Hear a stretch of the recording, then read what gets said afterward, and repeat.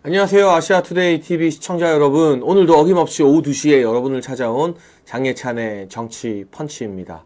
요즘 정치권 돌아가는 걸 보면, 그리고 언론의 광기라고 할까요? 윤석열 대통령께서 대국민 담화를 통해 정말 광란이라는 단어도 썼던 것 같은데, 무작정 검증되지도 않은 사실을 일방적으로 보도하는 언론의 광기를 보면 이 정치권에 진짜 제대로 펀치 한 방 날리고 싶은 그런 마음이 듭니다.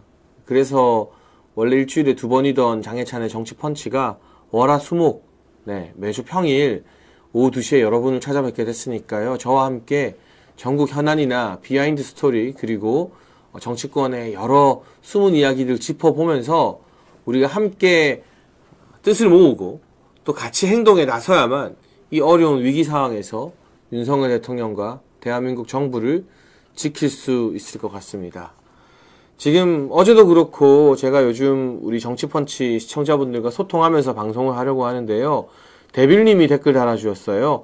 김상욱 좌파 채널 가서 국힘 욕하고 있던데, 저도 그 방송을 본 건 아니지만 몇 가지 하이라이트들, 짤방이라고 하죠. 자막과 함께 김상욱 의원이 무슨 말을 했는지를 봤는데, 좌파 방송 나가는 건 괜찮습니다. 저도 MBC, JTBC, CBS 많이 나갑니다.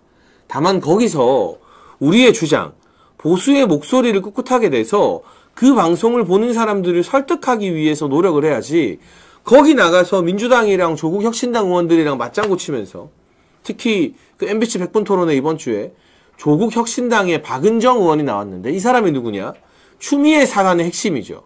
추미애 밑에서 윤석열 대통령을 검찰총장일 때 찍어내려고 했던 그 박은정 말에 맞장구를 치면서 의원님 말씀을 100% 동의한다, 이런 이야기를 할 거면 국민의힘 국회의원 왜 하는 겁니까 도대체?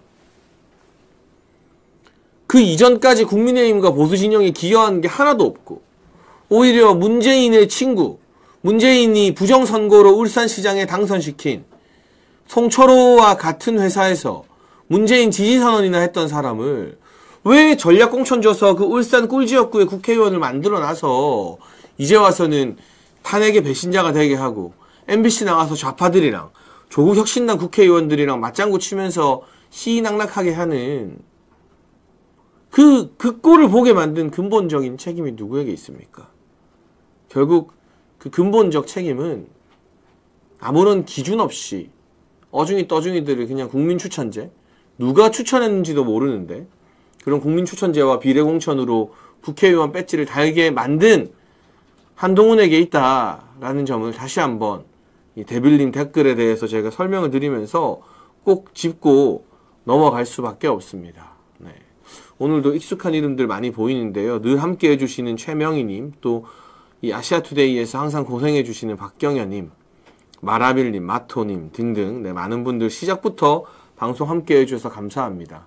방송 보시면서 또 좋아요 눌러주시면 더 많은 분들이 이 장예찬의 정치 펀치, 아시아투데이 TV 함께 하실 수 있을 거라고 생각합니다. 여러분, 우리가 그래도 조금은 이 어려운 시국에 뿌듯하게 느껴야 되는 게 뭐냐면, 제가 아시아투데이 TV 등을 통해서 처음으로 주장했던 헌법재판관 3명을 한덕수 총리가 임명하는 것은 불가능하다.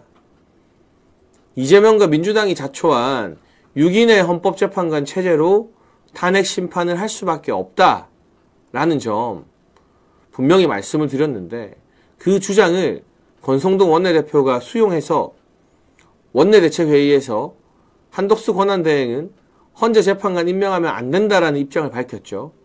그러니까 민주당이 화들짝 놀라서 박찬대나 이런 사람들이 권성동 원내대표를 비난하면서 말장난이다 뭐다.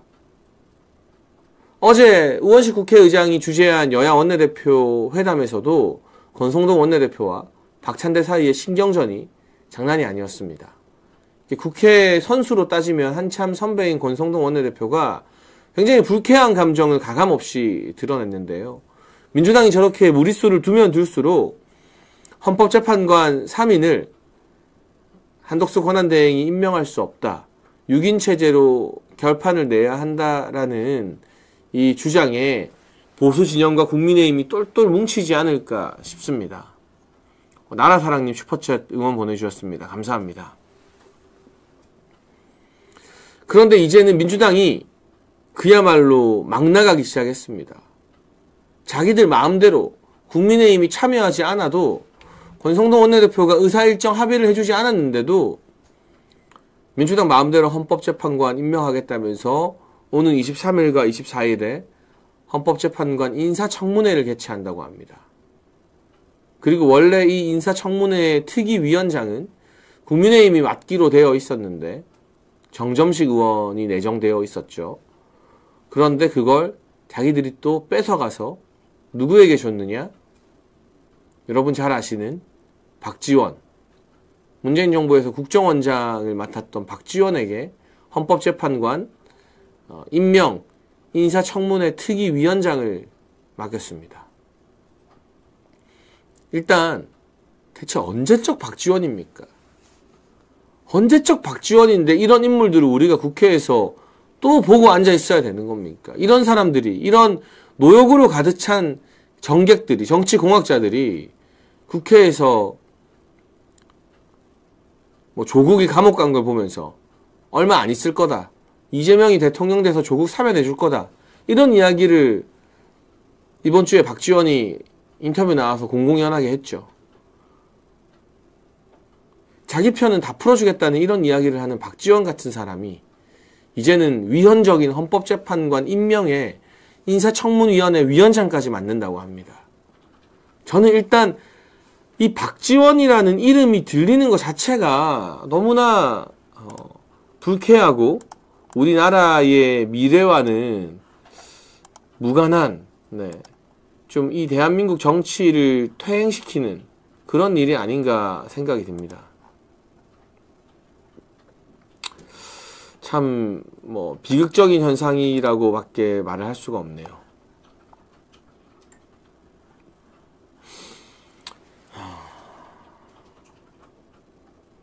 결국 공은 한덕수 총리에게 넘어갔습니다. 한덕수 총리가 헌법재판관 3인을 임명하느냐 마느냐, 여기에 사실상 나라의 운명이 달려있다고 해도 과언이 아닙니다. 그래서 오늘 장혜찬의 정치펀치 제목은 한덕수 총리도 탄핵하는가? 나라의 운명이 한덕수에 달렸다. 그리고 박지원이 헌법재판관 임명한다? 민주당의 위헌적 탄핵 시도다. 라는 점으로 조목조목 여러 이야기들을 조금 짚어보겠습니다. 일단 민주당은 말도 안 되는 모순적인 주장을 펼치고 있습니다. 그동안 민주당이 마구잡이로 밀어붙였던 대한민국을 망치는 법안들, 대표적으로 양곡법이 있고요. 이번에 국회법 개정안이 있습니다. 이게 어떤 법이냐면 이제 국회에서 호출만 하면 국정감사 때가 아니라도 1년 365일 내내 우리나라 기업인들, 예를 들면 삼성의 이재용 회장, SK의 최태원 회장, LG의 구강모 회장, 이런 사람들이 전부 다 국회로 강제로 불려 나와야 돼요. 그리고 국회에서 기업의 기밀, 핵심적인 영업 기밀을 물어봐도 그걸 무조건 국회에서 말하지 않으면, 대답하지 않으면 처벌을 받습니다. 그게 민주당이 이번에 밀어붙인 국회 증언감정법 개정안입니다. 양곡법 같은 경우도 왜 윤석열 대통령께서 그동안 거부권을 행사했냐면, 이게 통과되면 그냥 벼농사를 무한정 많이 짓기만 하면 나라에서 세금으로 그걸 다 사주니까 우리나라 농업하시는 분들, 농가가 고부가가치 산업에 도전하는 것이 아니라, 예를 들면 한때 인기 많았던 뭐 샤인머스켓이나 뭐 그런 이 비싼 작물들 있죠. 또 쌀 같은 경우도 굉장히 키우기 어렵지만 똑같은 양으로 더 비싼 값을 받는 그런 고품질 이 종들이 있다고 해요. 그런 걸 개량하고 투자하는 게 아니라 그냥 무조건 농약 쳐서 양만 많이 나오는 이 투박한 품종의 쌀로 모든 농가들이 다 몰려가게 된다. 왜냐? 양곡법 통과되면 일단 쌀을 많이 생산만 하면 정부에서 다 사주니까. 그러면 이 법안의 혜택은 누가 보느냐? 귀농에서 소규모지만 새로운 작물을 개발하는 젊은 농부들, 그리고 아까 말한 고품종 이 생산을 위해서 노력하고 투자하는 그런 농부들이 아니라 대농들 있죠. 땅을 몇만 평 소유한 사람들. 이미 사실상 준재벌이나 다름없는 사람들이 그 몇만 평 넘는 땅, 몇십만 평 땅에다가 냅다 튼튼한 그 대신 품질은 고품질이 아닌 그런 벼농상만 지으면 정부가 그 무조건 세금으로 다 사주는 거예요. 가격 맞춰서. 그러니까 실질적으로 우리가 생각하는 그런 일반적인 농부들에게 혜택이 가는 법안도 아니에요. 그리고 이 양곡법으로 인해서 우리나라의 농업 경쟁력, 이 농업을 다양화시켜야 되는데 그런 경쟁력은 줄어들고 일부의 대농들이 떼돈을 벌게 되고 그로 인해서 정부는 매년 3조 원 정도의 세금을 소모해야 됩니다. 그리고 지금 해일님이 댓글을 달아주신 것처럼 그렇게 매년 3조씩 들여서 쌀을 사놓고 이제 쌀이 남으니까 그때 가서 우리 남는 쌀 북한에 주자. 나라에서 쌀 사놓고 남아돈다고 북한에 보낼 심산이다. 이게 민주당 하는 행태를 보면 정확한 전망이라고 할 수 있죠.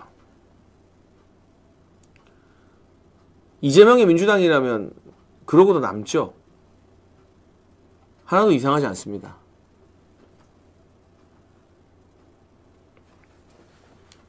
그래서 이 양곡법이나 1년 365일 내내 기업을 괴롭히는 또 영업 기밀까지 공개를 강요하는 국회 감정증언법 개정안이나 여러 가지 악법들이 있습니다.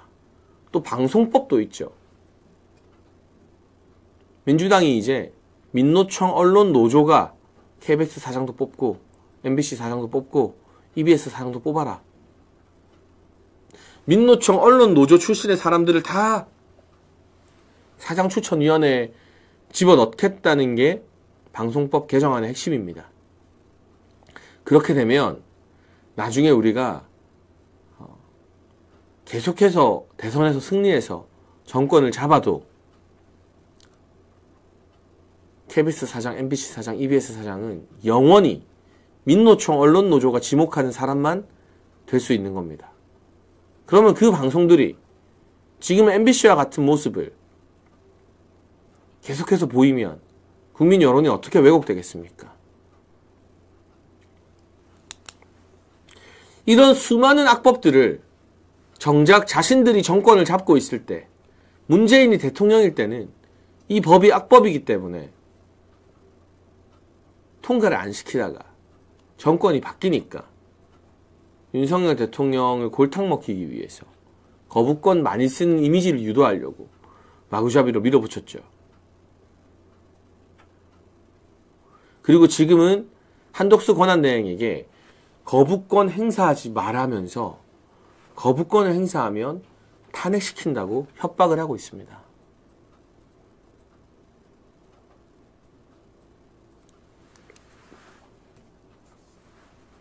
근데 이 자체가 얼마나 앞뒤가 다른 모순적인 주장인지. 헌법재판관은 한덕수 총리 보고 임명하라고 하잖아요. 그런데 이 대통령 권한대행, 총리의 권한대행의 이 역할 중에서 훨씬 더 적극적이고 많이 나아간 게 헌법재판관이나 장관 임명이에요. 이건 전례가 없어요. 전례가. 역대 권한대행이 2번 있었어요. 노무현 전 대통령 탄핵심판 때 고건 전 총리, 박근혜 대통령 탄핵심판 때 황교안 전 총리. 그런데 그 2명 중에 누구도 권한대행 신분으로 장관을 임명하거나 헌법재판관을 임명한 적이 없어요. 황교안 권한대행은 본인이 스스로 입장을 밝힌 것처럼 박근혜 전 대통령이 최종적으로 탄핵이 인용되어서 대통령이 완전히 없는 상태, 거리 상태에서나 헌법재판관을 임명한 거예요. 그러니까 대통령이 있을 때, 탄핵 심판이 이루어지고 있을 때는 고건도 황교안도 헌법재판관이나 장관을 임명한 적이 없어요.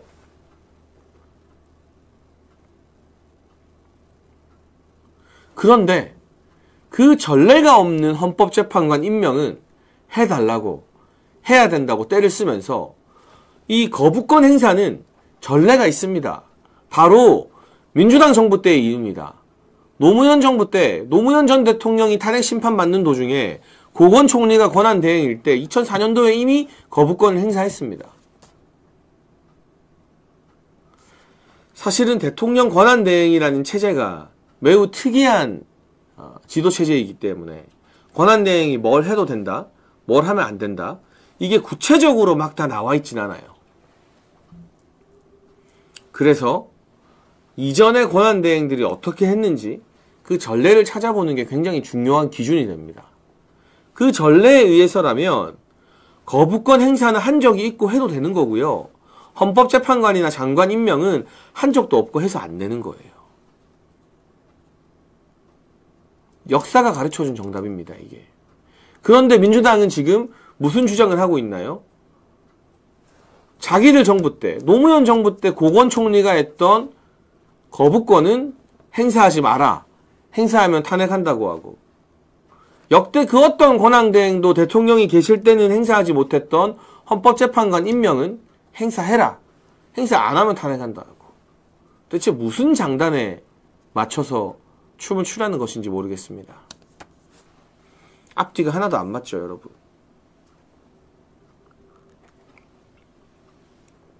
그리고 지금 제가 드리는 말씀이, 이 주장이 이치에 맞지 않거나 논리적으로 뭔가 모순이 있나요? 제가 진짜 김상우 의원 같은 사람들 100분 토론 나갈 게 아니라, 저도 옛날에 참 자주 나갔는데 제가 MBC 100분 토론 나가서 이 논리를 가지고 토론 한번 해보고 싶어요.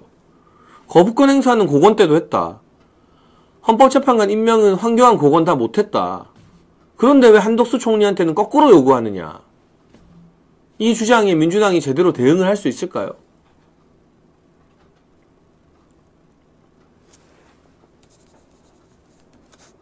근데 이제 제가 예전에 MBC 100분 토론이나 KBS 토론, 그리고 JTBC의 심야 토론 같은 데 나가면 나갈 때마다 다 민주당 국회의원들과 좌파들 소위 박살을 냈었기 때문에 저를 잘 안 부르려고 합니다. 상대방이 저를 또 많이 부담스러워하는 편이고. 그런데 여러분도 아주 간단하죠. 이걸로 여러분이 주변에 있는 분들을 설득하거나 설명을 하거나 또는 논쟁이 붙어서 토론할 때 이렇게 아주 간단하게 정리해서 설명하면 됩니다. 거부권? 그거는 민주당 정부일 때 고건 총리가 행사했다. 헌재재판관 임명? 고건도 황교안도 못했다. 황교안일 때 민주당이 하지 말라고 해서 못하게 해서 못했다. 박근혜 대통령 탄핵되고 나서야 황교안 대표가 했다. 그런데 왜 민주당은 지금 한덕수 총리한테는 거꾸로 거부권을 행사하지 말라고 헌재재판관 임명하라고 하냐. 역대 전례를 보면 거부권을 행사할 수 있고 헌재재판관 임명 못하는 게 맞는 거 아니냐. 아주 심플하죠. 한 문장으로 완전히 민주당의 주장을 박살낼 수 있는 겁니다. 여러분이 이 논리를 여기저기 댓글에도 많이 다시고요. 주변 분들과 대화할 때도 이렇게 알기 쉽게 설명할 수 있도록 풀어드리는 아시아투데이 TV의 장혜찬의 정치펀치입니다. 마토님이 슈퍼챗으로 민주당 곧 국민도 탄핵할 듯 예찬햄 잘 듣고 잘 보고 있습니다. 화이팅이라고 하셨네요. 네. 저보고 형님이라고 하는 거 보면 저보다 젊은 남자분인 것 같은데 너무 반갑고 감사합니다. 마토님. 이 슈퍼챗에도 전곡을 찌르는 게 있어요. 민주당 곧 국민도 탄핵할 듯. 네, 바로 그 이야기입니다. 민주당이 지금 이런 말도 안 되는 주장을 하면서 한덕수 총리가 거부권을 행사하거나 혹은 헌법재판관을 임명하지 않으면 탄핵하겠다라고 으르렁거리고 있습니다. 그런데 제 솔직한 심정을 하나 말씀드려도 될까요, 여러분? 탄핵해라. 탄핵해. 한덕수 총리도 탄핵하고 한 총리가 탄핵되면 그 다음 권한대행이 누가 되는지 아십니까? 정부 부처 장관들한테도 서열이 있거든요. 그 다음에는 최상목입니다. 기재부 장관, 경제부총리거든요. 최상목도 탄핵해. 그 다음에는 이주호 교육부 장관, 사회부총리입니다. 이주호도 탄핵해. 이렇게 계속 탄핵해. 한번 해봐라, 탄핵을. 그러다 보면 이제 탄핵할 사람이 없어서 마토님 말처럼 국민도 탄핵하겠다, 이런 이야기가 나오겠죠. 그런데 여러분, 한덕수 총리가요, 총리실 측근들과 회의를 하면서 이렇게 이야기를 했습니다. 대통령 권한대행으로서 야당이 일방적으로 밀어붙이는 법안에 대해서 거부권을 행사할 것인가, 또 헌법재판관 3명을 임명할 것인가, 여기에 대해서 한덕수 총리가 본인은 헌법과 법률, 대한민국의 미래를 의사결정의 기준으로 제시했다고 합니다. 그러면서 지금 하고 있는 권한대행이 나의 한덕수의 마지막 공직이다. 탄핵도 두렵지 않다는 각오를 밝혔다고 했습니다. 일각에서는 한덕수 총리가 민주당 정권, 노무현 정부 때도 총리를 역임했었고 또 관료 출신이기 때문에 민주당이 막 이렇게 밀어붙이면 강단 있게 버티기 어렵지 않을까라는 관측도 합니다만, 한덕수 총리가 윤석열 정부의 총리로 부임해서 민주당과 이재명 잔당들이 얼마나 말도 안 되는 패악질을 부리고 억지를 쓰는지 직접 다 경험하지 않았습니까? 오죽하면 한덕수 총리가 국회에서 대정부 질의를 하면서 민주당 보고 좀 조용히 하라고 호통을 친 적도 있습니다.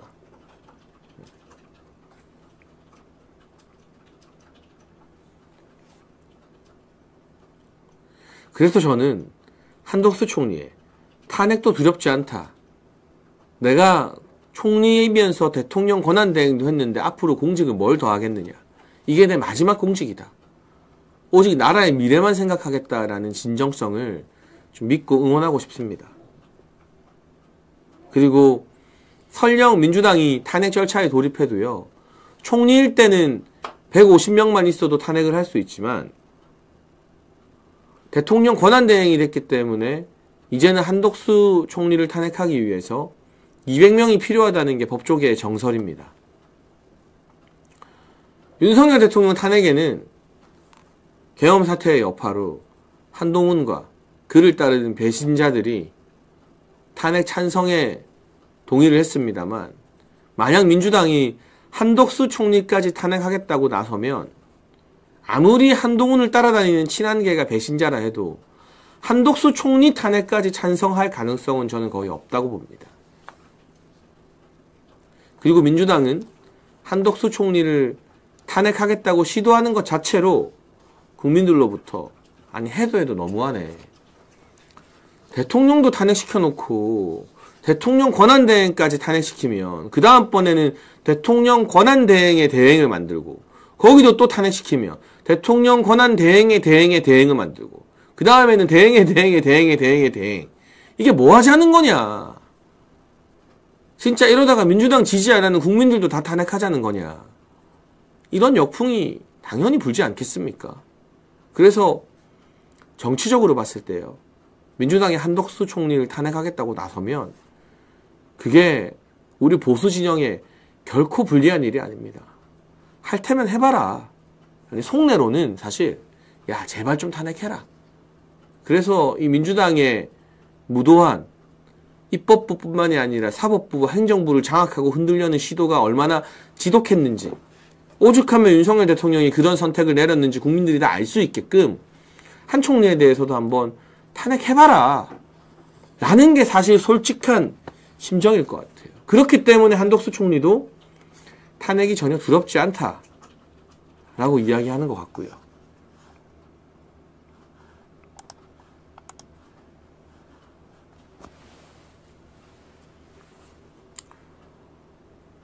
다만 걱정되는 것 한 가지는 여러 언론과 정치권에서 또 윤석열 대통령 탄핵에 찬성하는 법조계에서 헌법재판관 임명을 해야 된다. 헌법재판관 임명을 하는 것이 맞다는 식으로 분위기를 몰아가는 것. 저는 그게 좀 걱정됩니다.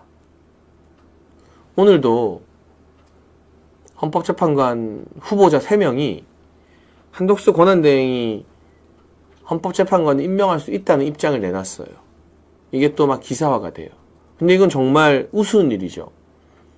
뭐 그 사람들은, 후보자들은 당연히 법조인으로서 헌재 재판관이 되고 싶을 거잖아요. 아니, 헌법재판관 되고 싶은 사람들에게 당신들 임명해도 되냐 안 되냐 물어보면 당연히 임명해도 된다고 하겠죠.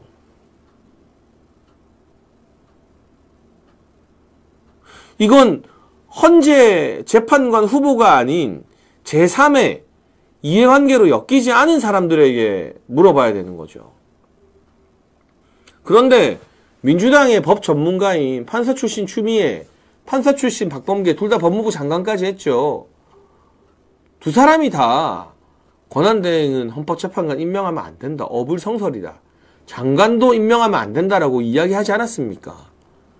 법조인 출신의 박주민도 그렇게 이야기했잖아요. 우상호도 마찬가지고. 자신들이 이미 객관적으로 권한대행은 헌법재판관을 임명할 수 없다고 밝혔습니다. 그런데 왜 이제 와서 딴소리 하냐는 거죠. 이런 어떤 일방적인 분위기 몰이에 한덕수 총리가 부담감을 느끼지 않도록 국민의힘이 보다 확실한 당론으로 권한대행은 헌법재판관을 임명할 수 없다라고 한덕수 총리에게 명분을 만들어줘야 됩니다. 오는 23일과 24일에 민주당이 일방적으로 진행하는 헌법재판관 후보자 청문회에 국민의힘은 참여하지 않기로 했습니다. 잘한 결정입니다.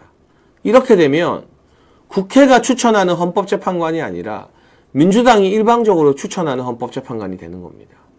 국회 추천의 기본 요건인 여야의 인사청문회 자체가 이루어지지 않았기 때문에 한덕수 총리가 헌재 재판관 임명을 거부할 수 있는 명분이 더 커졌다고 생각됩니다. 그리고 하필이면 민주당에서 이걸 막 밀어붙이면서 헌법재판관 임명 인사청문 특위위원장을 노역에 찌든 박지원 의원으로 삼았다는 점도 한덕수 총리 입장에서는 내가 이런 식의 졸속 헌법재판관 추천에 들러리가 될 수는 없다라는 생각을 들게 하지 않을까요? 그래서 저는 우리 아시아투데이 TV 정치펀치 시청자 여러분께 이런 제안과 부탁을 좀 드리고 싶습니다. 이 헌재 재판관 추천 안 된다라는 메시지를 여러분이 권성동 원내대표에게 많이 보낸 걸로 알고 있는데 한덕수 총리가 힘을 얻을 수 있게 뭐 총리실에 아마 국민민원이나 제안 게시판 이런 게 있을 거예요. 그리고 뭐 개별적으로 한덕수 총리에게 의견을 전할 수 있는 방법이 있다면 한덕수가 버텨야 나라가 산다. 이런 위헌적인 졸속 헌법재판관 추천을 하지 말아라. 절대로 임명하면 안 된다. 라는 이야기를, 우리의 목소리를 여러분이 가능한 모든 방법으로 한덕수 총리에게 조금 전달하면 좋겠습니다. 그게 뭐 총리실의 공식 게시판이어도 좋고요. 온라인 커뮤니티에 글을 올리거나 뭐 기사에 댓글 다는 것도 좋고요. 뭐가 됐든 하다못해 총리실 민원 전화도 괜찮고요. 한덕수 총리에게 이렇게 많은 국민들이 당신을 믿고 있다. 당신이 민주당에게 밀려서 넘어가면 안 된다.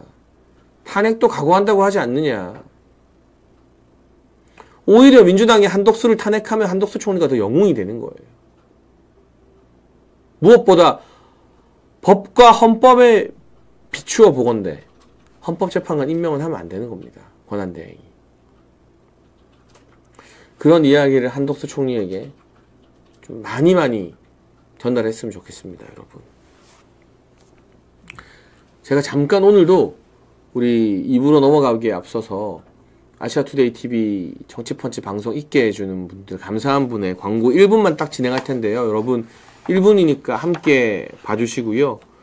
2부에서는 좀 눈이 번쩍 뜨일 만한 소식을 가져왔습니다. 윤석열 대통령 지지율 탄핵 이후에 오히려 올렸습니다. 놀랍죠? 보수가 결집하고 있습니다. 박근혜 전 대통령 때와는 여론도 상황도 많이 다릅니다.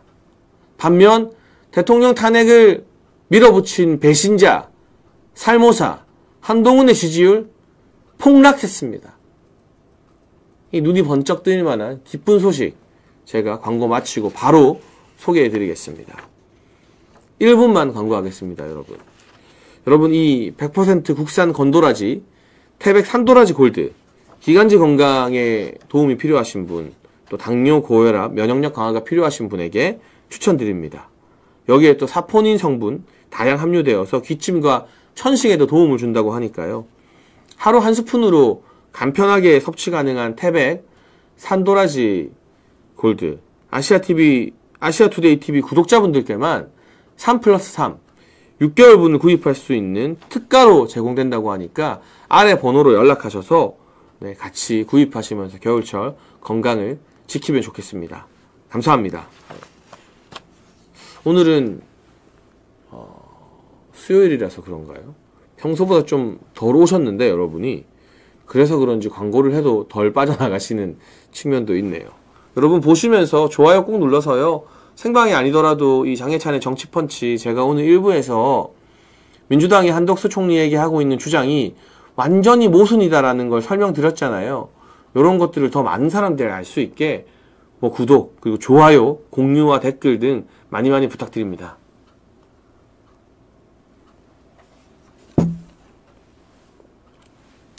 제가 앞서 말씀드린 대통령 지지율 먼저 설명을 좀 드릴게요. 스트레이트 뉴스에서 조원 CNI에 의뢰한 여론조사 결과가 나왔습니다. 12월 9일에 발표한 지난주 여론조사 결과는 계엄 선포 이후 조사됐는데 탄핵 국면에서 윤석열 대통령 지지율이 떨어져서 19.6%가 나왔는데요. 지난 토요일에 국회에서 탄핵안이 가결되고 나서 다시 조사를 했습니다. 그런데 윤석열 대통령의 국정 지지율이 24.2%, 오히려 전주 대비 5%나 폭등하면서 보수 지지층이 탄핵에 반대한다는 걸 알리는 중요한 증거가 되고 있습니다. 여러분 지금 같은 국면에서 많은 분들이 나 뉴스도 보기 싫다, TV도 안 켠다, 여론조사 전화도 받기 싫다, 이런 분들이 보수에 상당히 많거든요. 그래서 여론조사 결과가 보수에게 불리하게 나올 수밖에 없는 실정임에도 불구하고 오히려 탄핵이 가결되고 나서 윤석열 대통령의 지지율이 5% 오르면서 24.2%를 기록해서 계엄 선포 이전과 거의 비슷한 수준이 되었습니다. 네. 놀랍죠? 너무 놀랍죠? 이건 무슨 뜻인가요? 우리 보수 지지층이 윤석열 대통령을 박근혜 전 대통령처럼 또다시 잃어버릴 수는 없다. 또다시 보수의 대통령이 허무하게 탄핵당해서 사라지는 것을 이제는 그냥 두고 볼 수 없다. 결집한 거예요. 이 와중에도 TV도 틀어놓기 싫은 이 와중에도 5%가 더 오른 거예요. 과거 박근혜 전 대통령 탄핵 때는요, 참 비극적이지만 지금보다 더 심한 가짜뉴스와 정말 외설적인 그런 음모론들, 박근혜 전 대통령의 인격을 바닥으로 내리꽂는 그런 인신공격들이 난무했습니다. 어떤 검증도 이루어지지 않았어요. 얼마나 야만적이었냐면 그 최서원 씨, 과거 이름이 최순실 씨죠. 그 최서원 씨의 딸 정윤아 씨가 갓난아기를 안고 귀국했는데 그 갓난아기 안고 있는데 카메라 수십 대가 달려들고 취재진이 움직이지도 못하게 둘러쌌어요. 이거는요, 여러분, 정상적인 국가, 민주주의 국가, 선진국에서는 용납이 안 되는 취재 행태예요. 그 어린 갓난아기에 대한 엄청난 아동학대에 다름없는 취재인 거예요. 그런 것들이 그때는 그냥 문제제기 없이 용인돼서 넘어갔어요. 그러다 보니까 박근혜 전 대통령 지지율이, 물론 조사 기간이 좀 다릅니다만 갤럽 기준으로 4%까지 떨어졌어요. 그리고 회복이 안 됐어요. 그러니 그 마녀사냥 바람몰이에 힘도 한번 제대로 못 써보고 박근혜 전 대통령도 헌재나 이런 이 사법기관에 변론을 적극적으로 하지 않으면서 정말 무기력하게 탄핵이 인용돼 버렸습니다. 지금은 그때와 똑같나요? 물론 정치 상황이 너무나 어렵고 험난하지만 그때와 다릅니다. 지금도 민주당과 좌파들은 국정원의 홍장원 전 1차장이나 민주당 국회의원들 앞에서 눈물 뚝뚝 흘리면서 같이 유튜브나 찍고 있는, 도대체 어떻게 저런 사람들이 장군이 됐을까? 저런 사람들이 장군인 군대가 북한이 쳐들어오면 우리 국민들을 지켜줄 수 있을까 싶은 그런 생각 많이 드시잖아요. 근데 그 사람들이 자기 살겠다고 있는 말 없는 말 지어내면서 가짜뉴스와 음모론을 또 퍼뜨리고 있습니다. 조국 혁신당에 외교관 출신의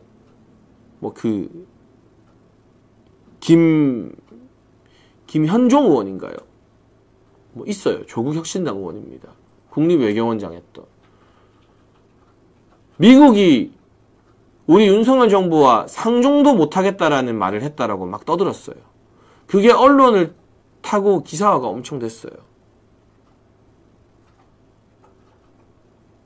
근데 미국은 분명하게 우리는 그런 말 한 적 없다고 했습니다. 근데 가짜뉴스 퍼뜨린 그 조국 혁신당의 김모 의원 사과 한마디 안 합니다. 또 어떤 음모론을 퍼뜨렸느냐.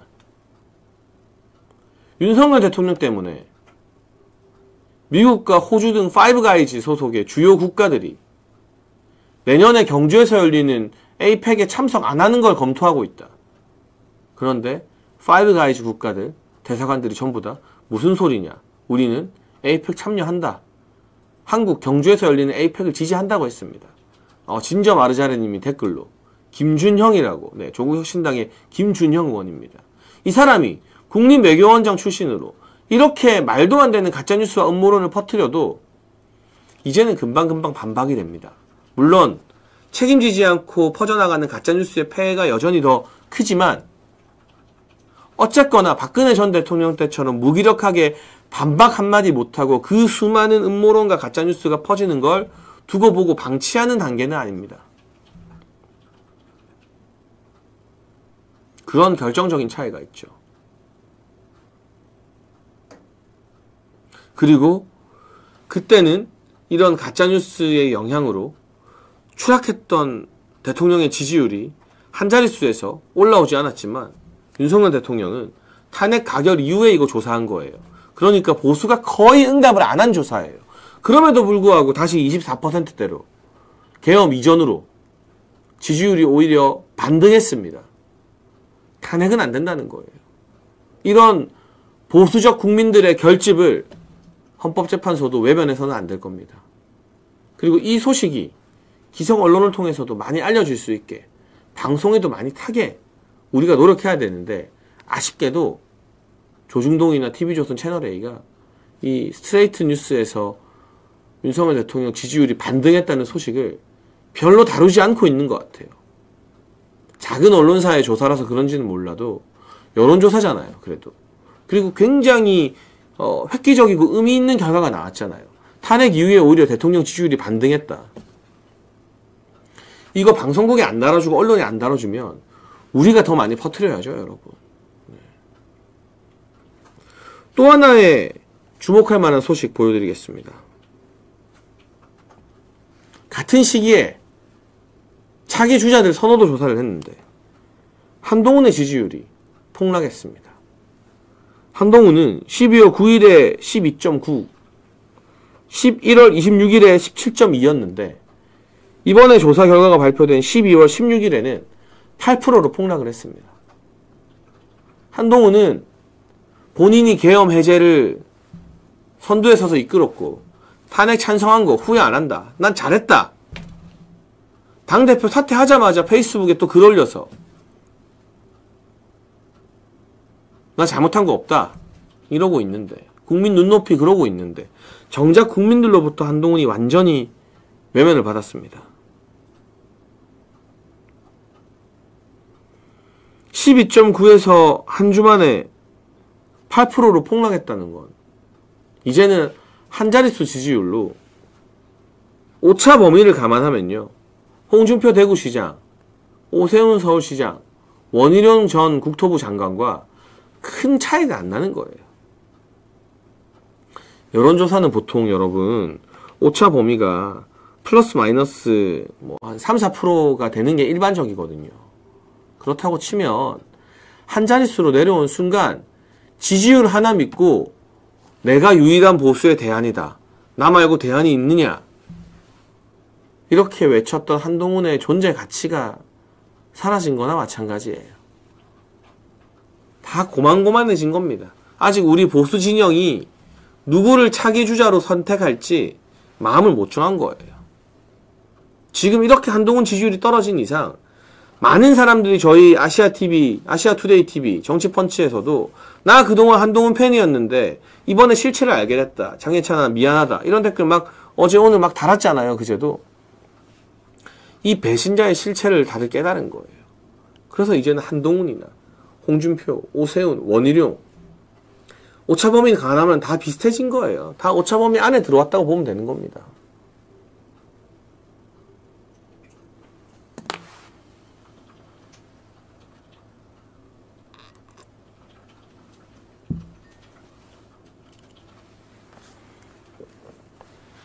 무엇을 뜻합니까? 탄핵 가결되고 일주일 만에 윤석열 대통령 지지율은 5% 가까이 오르고 정확히 그 똑같은 5% 가까이 한동훈 지지율은 내려왔다는 거.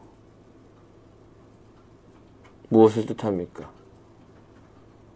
그 5%가 정확하게 한동훈 지지율에서 빠진 게 윤석열 대통령 지지율로 올라간 거잖아요. 이건 무슨 뜻이냐? 한동훈한테 속았던 사람들이 이번에 그 배신자의 실체를 깨닫고 한동훈을 버리고 윤석열 대통령을 지지했다는 뜻이에요. 왜냐? 한동훈 지지율이 5% 빠졌고요. 반올림 감안해서 윤석열 대통령 지지율이 이번에 5% 올랐거든요. 딱 겹쳐요. 이 탄핵이 가결되는 비극적인 사태를 목도하고 나니까 그제서야 뒤늦게 어제, 그제 이 정치펀치에 와서 저보고 미안하다 하면서 이제 한동훈의 실체를 뒤늦게 깨달았다 하는 분들이 그 5%가 이동해버린 거예요. 빠진 거예요. 한용부님 댓글. 저도 그랬는데 장혜찬님에게 미안합니다. 아닙니다. 지금이라도 돌아오셔서 다행입니다. 저런 분들이 이 여론조사의 데이터로 객관적인 통계로 그대로 드러난 거예요. 그래서 앞으로 탄핵 심판의 어려운 국면에서 국민의힘과 한덕수 총리가 정말 목숨 걸고 잘 버텨야 되지만 이 와중에 한동훈은 더 나락으로 갈 거예요. 더 추락할 거예요. 윤석열 대통령 중심으로 탄핵은 안 된다는 탄핵 반대 전선이 더 공고해질 겁니다. 오드리 님도 댓글로 맞아 나 한동훈 찍었는데 후회합니다. 저런 분들이 이제 더 늘어날 거예요. 그리고 대통령 탄핵만큼은 막아야 한다라는 절박한 마음을 가진 보수 지지자들이 윤석열 대통령 중심으로 모이게 될 겁니다.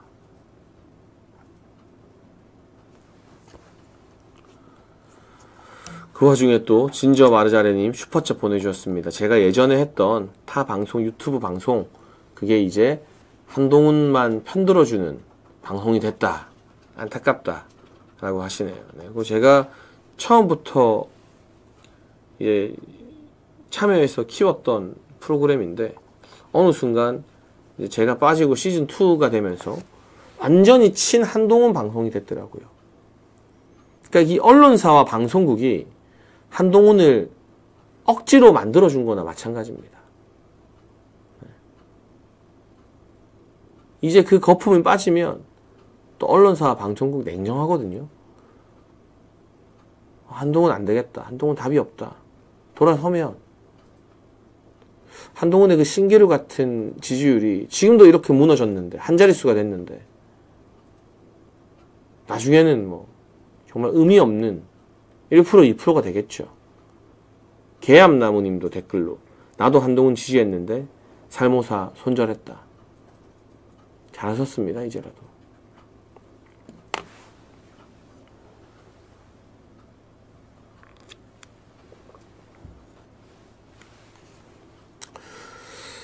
그리고 뭐 지금 방송과 관여 없는 뭐 다른 지방에서의 행사 의견 주시는 분들도 있는데요.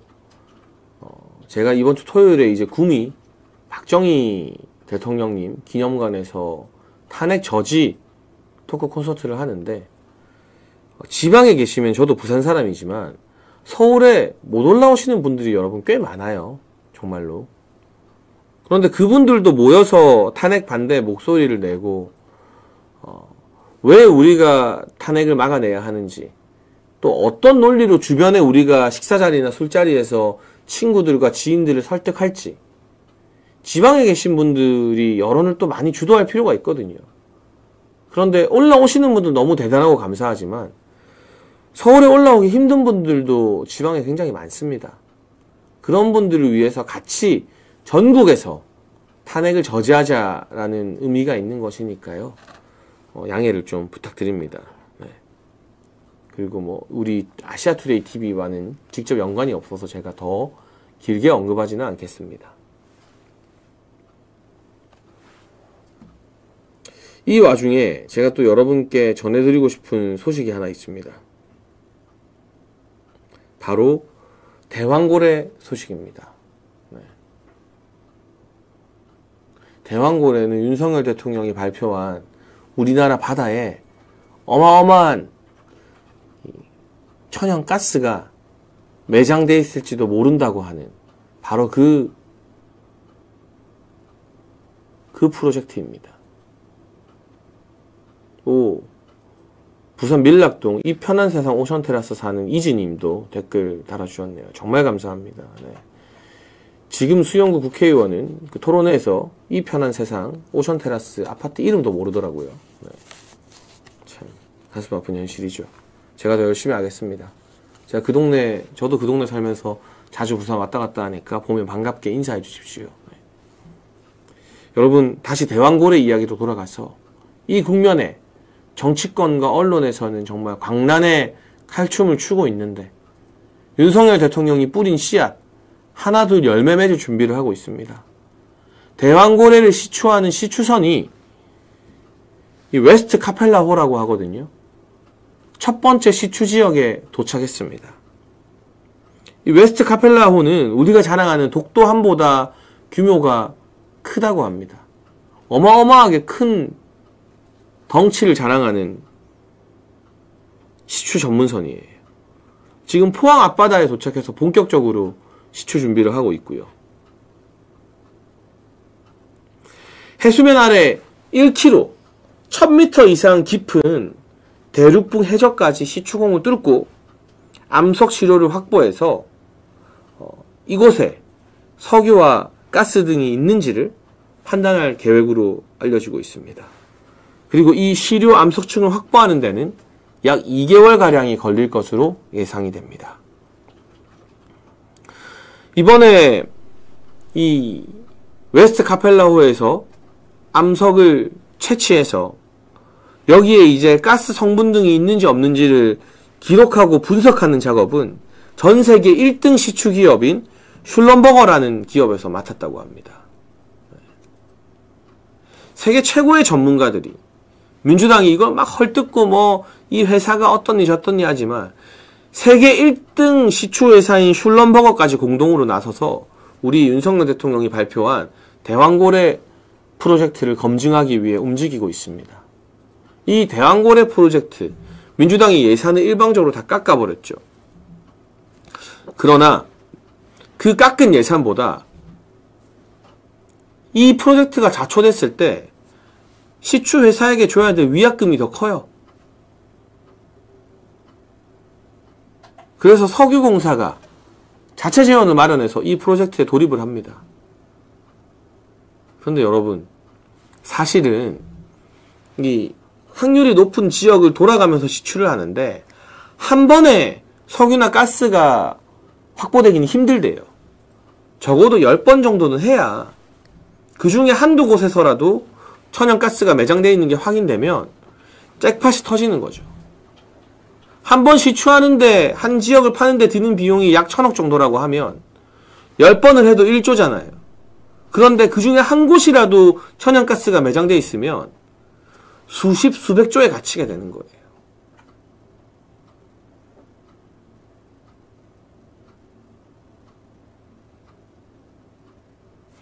그렇지만 그래서 우리가 이 첫술에 배부르기를 너무 지나치게 기대하고 낙관해서는 안 되지만 지금은 좀 특수한 상황이잖아요. 대통령이 탄핵 소추돼 있고 헌법재판소에 가 있는. 그래서 정말 우리가 기도하는 마음으로 이 웨스트 카펠라호가 첫 번째 채취해서 2달 뒤에 천연가스를 발견해 주기를 바라야 되는 상황 같아요. 가정적입니다만 여러분, 만약 대왕고래 프로젝트에서 2달 뒤에 석유나 가스의 매장이 확인됐다고 보도가 되잖아요. 그럼 어떻게 될까요? 2달 뒤면 2월 중순입니다. 그때 아마 헌법재판소의 탄핵 소추안 심판이 한창 진행되고 있는 와중일 겁니다. 그때 대왕고래 프로젝트가 성공했다. 우리나라 바다 밑에 어마어마한 양의 천연가스가 매장돼 있다. 알려지면 전세 역전. 이렇게 나라를 위해서 일하려고 하는 윤석열 대통령을 민주당이 끌어내리려고 해? 여론이 뒤바뀔 거예요.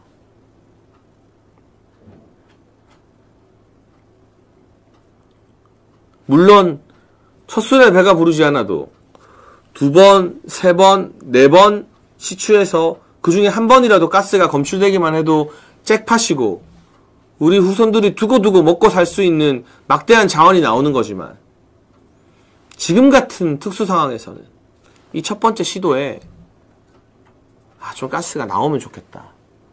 그러면 이게 윤석열 대통령의 탄핵 소추안 심판에도 여론에 있어서는 굉장히 큰 영향을 미칠 텐데. 여러분 2월에 이 대왕고래 프로젝트의 첫 번째 시추 결과가 나오고요. 3월에 체코와 우리나라가 24조 원 규모의 원전 수출 본계약을 체결하게 됩니다. 근데 윤석열 대통령이 지금 고초를 겪고 있어도 체코에서는 원전 수출 계약은 정상적으로 진행하겠다는 의지가 아주 강하다고 해요. 그래서 11월뿐만이 아니라 제가 여기서 소개해드렸죠. 12월 이번 달에도 지난주였어요. 바로 일주일 전에도 체코의 고위급 원전 관련 담당하는 공직자들이 다 한국에 와서 한수원과 미팅하고 가격도 맞춰보고 그러고 있어요. 그럼 여러분, 대통령은 지금 민주당에 의해서 또 한동훈을 따르는 배신자들 때문에 탄핵 소추로 직무가 정지된 상태지만 윤석열 대통령이 뿌린 씨앗들이 이제 열매를 거두게 되잖아요. 2월에는 대왕고래, 3월에는 체코 원전. 이게 연달아 빵빵 터지면 여론은 바뀔 겁니다. 그리고 이렇게 국익을 위해서 고생한 대통령을 탄핵시켜서는 안 된다는 보수들이 더 결집하게 될 거예요. 이번에 벌써 일주일 만에 지지율이 반등하면서 보수가 결집했던 것처럼.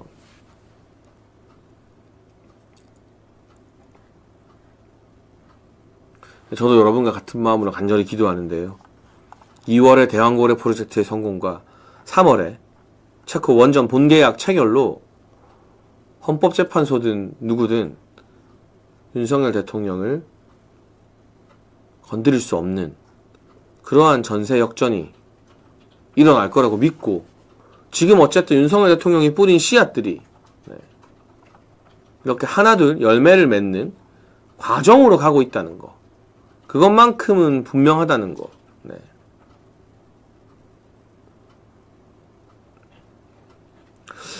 그나마 이 답답한 시국에 웨스트 카펠라오가 포항 앞바다에서 시추에 돌입했다는 것 자체가 상당히 반가운 소식이 아닐까 싶습니다.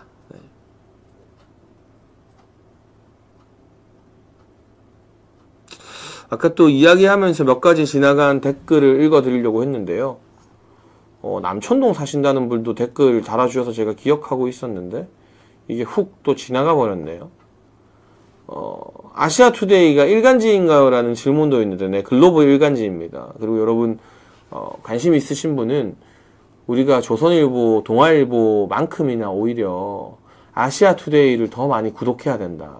아시아투데이 TV도 여러분 구독 눌러주셔야 되지만, 일간지, 아시아투데이 신문 받아보기 운동으로 지금 이 국면에서 탄핵을 막아야 되는 이유, 이 탄핵에 반대하는 이유를 가장 잘 설명하고 있는 일간지가 바로 아시아투데이니까요. 여러분이 글로벌 일간지 아시아투데이, 네이버나 이런 포털 사이트에도 즐겨찾기해서 많이 보시고, 신문을 받아서 읽는 거 좋아하시는 분들은 여기 아시아투데이 신문 구독 문의 공지도 저희 매니저님이 계속 PD님이 올리고 있으니까요. 이를 통해서 꼭 구독하시면 좋겠습니다. 아까 남천동 사신다는 분 제가 찾고 있는데 댓글이 그새 안 보여요. 많이들 달아주셔서. 제가 기억하고 있습니다. 특히나 저의 지역 수영구에서 응원해 주시는 분들 너무너무 감사합니다.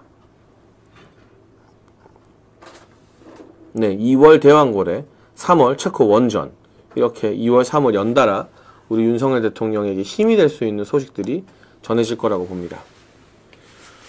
여러분, 오늘 이 한덕수 총리도 탄핵하려는 민주당의 탄핵 시도가 오히려 우리에게는 나쁠 게 없다. 민주당의 탄핵 중독을 고스란히 보여줄 수 있는 일이다. 그리고 지금 이 나라의 운명이 한덕수 총리에게 달렸다면서 헌법재판관 임명 거부를 한덕수 총리가 꿋꿋하게 관철시킬 수 있도록 우리가 한 총리에게 다양한 목소리를 전달해야 된다는 말씀 드렸고요. 이 와중에 다른 사람도 아니고 박지원을, 언제적 박지원입니까? 그 박지원을 민주당 입맛에 맞는 헌법재판관 후보 인사청문회 위원장으로 임명하면서 민주당이 국민의힘을 배제한 채 국회 추천이 아닌 민주당 일방 추천 헌법재판관 임명 시도를 하고 있다는 것. 여기에 대해서는 한덕수 총리와 국민의힘이 단일 대우를 형성해서 이 위헌적인 헌재 임명 시도를 막아내야 된다는 말씀을 드렸습니다. 그러면서 또한 윤석열 대통령 지지율이 일주일 만에 급상승하고 한동훈 지지율이 일주일 만에 급 하락한 것. 결국 탄핵에 반대하는 보수가 윤석열 대통령을 중심으로 뭉치고 있다라는 말씀도 드렸고요. 윤석열 대통령이 뿌린 씨앗, 대왕고래 프로젝트를 실시하기 위해서 웨스트 카펠라우가 포항 앞바다에서 이제 본격적인 시추 작업에 들어간다는 점까지 말씀을 드렸습니다. 따라서 2월에 대왕고래, 3월에 체코 원전으로 윤석열 대통령의 성과에 대한 국민들의 재평가가 있을 것을 우리가 기대할 수 있는 그런 상황이라는 점도 정리해서 말씀을 드렸습니다. 마지막으로 한 가지 소식 더 전하자면 오늘 윤석열 대통령의 생신입니다. 네, 12월 18일 오늘이 윤석열 대통령 생신이어서 또 많은 지지자분들이 꽃바구니나 이런 선물 등을 이 관저 앞을 지키는 대통령 경호처 직원들에게 전달했다라는 뉴스도 봤고요. 용산 대통령실 앞에는 대통령을 응원하고 탄핵을 반대하는 국민들의 외국에서도 날아오는 그 화환 세례가 길게 이어지고 있고 또 김용현 전 장관을 응원하는 화환들도 김용현 전 장관이 수감된 서울구치소 앞에서 줄을 이었다라는 소식도 봤습니다. 이 많은 응원의 목소리들이 모이고 모여서 이 말도 안 되는 무도한 탄핵 국면을 막아내는 원동력이 될 것으로 생각합니다. 네. 여러분도 이 헌재 재판관 임명 반대를 막는 것이 탄핵을 막는 첫 번째 단추이기 때문에 이 목소리를 국민의힘 의원들과 특히 한덕수 총리에게 많이 전달하고 퍼뜨려 주시면 좋겠습니다. 저는 남들보다 한 발 앞서서 제가 헌법재판관 추천하면 안 된다는 이야기를 공개적으로 처음 한 것처럼 남들보다 한 발 앞서서 탄핵을 막고 우리 대한민국을 지키는 다양한 방안을 아시아투데이 TV 장예찬의 정치펀치에서 매주 월화수목 오후 2시에 여러분과 함께 의견을 나누겠습니다. 내일도 목요일 오후 2시 변함없이 찾아주시면 좋겠고요. 많은 좋아요와 구독 부탁드립니다. 오늘 여기까지 하겠습니다. 감사합니다.